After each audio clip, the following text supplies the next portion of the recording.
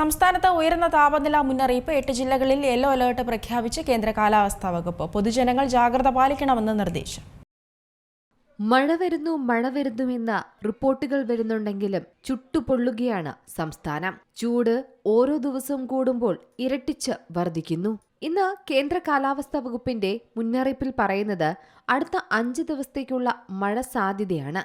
വരും ദിവസങ്ങളിൽ മഴ തുടരുമെന്നും പെയ്യുമെന്നും പറയുന്നു. കേരളത്തിൽ മാർച്ച് 17 ശേഷം ദക്ഷിണേന്ത്യൻ മേഖലകളിൽ ശക്തമായ മഴയ്ക്കുള്ള സാധ്യത തന്നെയാണ് നിലനിൽക്കുന്നത്.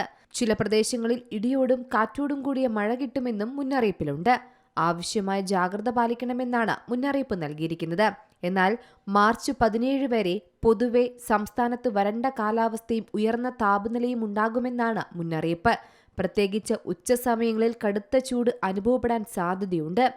ഇപ്പോൾ നമുക്കറിയാം, രാത്രിയിലും പകലുമായി വലിയ ചൂട് തന്നെയാണ് അനുഭവപ്പെടുന്നത്.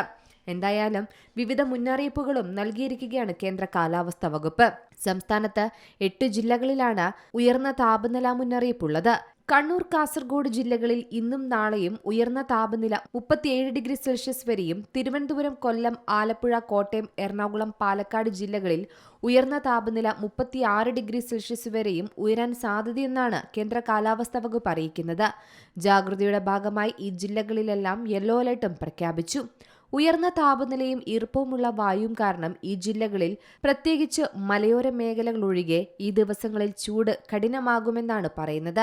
ചൂട് വർദ്ധിച്ചു വരുന്ന സാഹചര്യത്തിൽ സംസ്ഥാന ദുരന്ത നിവാരണ അതോറിറ്റി ജാഗ്രതാ നിർദ്ദേശങ്ങളും നൽകുന്നുണ്ട്. ഉയർന്ന ചൂട്, സൂര്യാഘാതം, സൂര്യതപം, നിർജ്ജലീകരണം തുടങ്ങി നിരവധി ഗുരുതരമായ ആരോഗ്യ പ്രശ്നങ്ങൾക്ക് കാരണമാകുമെന്നും മുന്നറിയിപ്പിൽ പറയുന്നുണ്ട്. അതിനാൽ തന്നെ പൊതുജനങ്ങൾ ജാഗ്രത പാലിക്കണമെന്നാണ് നിർദ്ദേശം. മാത്രമല്ല, സംസ്ഥാനത്ത് വൈറൽ പനിയും പടരുകയാണ്. News desk, Zee Malayalam news. ഏറ്റവും പുതിയ വാർത്തകളും വിശേഷങ്ങളും വിരൽത്തുമ്പിലറിയാൻ സീ മലയാളം ന്യൂസ് എല്ലാ ഡിജിറ്റൽ പ്ലാറ്റ്ഫോമുകളിലും ലഭ്യം.